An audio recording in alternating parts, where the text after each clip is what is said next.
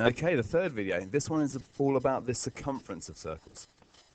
Now, circumference is another word for the perimeter, so it's all the way around the outside. And the way we work it out is pi, which as discussed in the last video, pi is just a number, 3.14, and pi times by the diameter. And again, as discussed in the last video, the diameter is all the way across a circle. So halfway is what we call a radius, so all the way across through the center of a circle is what we call the diameter. So, in order to work out the circumference, so all the way around the outside of this circle, is we do pi times by 8. So if we do pi times by 8, we get 25.13 centimeters. Now this one isn't centimeters squared, it's just centimeters because it's a length going all the way around the outside. So pi e here is going to be pi times by 50. So 50 pi, that equals 157.0. And when you round it, it's going to be 0.8 centimeters. And that's how you do it. Very often, in fact, very seldomly, and they'll ask you to leave your answer in terms of pi. Now, all that means, if they say you leave your answer in terms of pi, then what you do is you just say the circumference equals 8 pi, or 8 lots of pi. Circumference here is 50 lots of pi. Now, instead of doing pi times 50, you just leave it as 50 pi. And that's what we call, so this here is leaving it in terms of pi. So,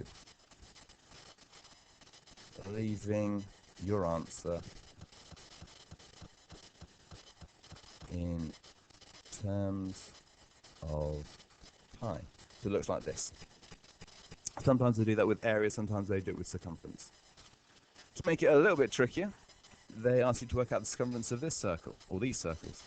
So in order to do that, we need to know what the diameter is. So we need to know what it is all the way across. So if the radius is 3, the diameter is going to be 6. So the circumference is going to be 6 times by pi, or pi times by 6. And that gives us 18.85. Again, be careful with the rounding there. And question E is going to be pi times by 7, because 3.5 is halfway, so all the way across is going to be 2 lots of 3.5, which makes 7 centimeters. So pi times by 7, and that gives us 21.99 centimeters. Okay, just like in the previous two videos, it's now your turn. So what I'm going to do is I'm going to give you, well, you can take as long as you want to, pause the video for as long as you want, and you can then work out what the circumference is all the way around the outside of both of these circles, and then all the way around the outside of these circles. I'll just move this over here, gives me some more room to work.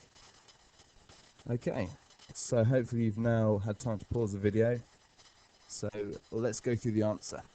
So question C, circumference equals pi times by 7.5, and that gives us 23.56 centimeters. For G, circumference equals pi times by 12.8, that equals 40.21 centimeters. This one here, now again, we've got to work out what the diameter is. So the radius is 4, so the diameter all the way across is going to be 8 centimeters. So the circumference is 8 times by pi. Now remember, the circumference is all the way around the outside. So that's 25.13 centimeters. And finally, circumference equals pi times by the diameter. So if it's 2.9 for halfway, we double that, we're going to get 5.8 centimeters. So pi times 5.8, and that gives us 18.22 centimeters. Okay, thank you very much for watching the third video. And if you know of anyone that hasn't heard of this, let them know about it as well. It's only a 5-minute video, and just 5 minutes of maths over the summer holidays really does make a difference. So thank you very much. Like, share, and subscribe.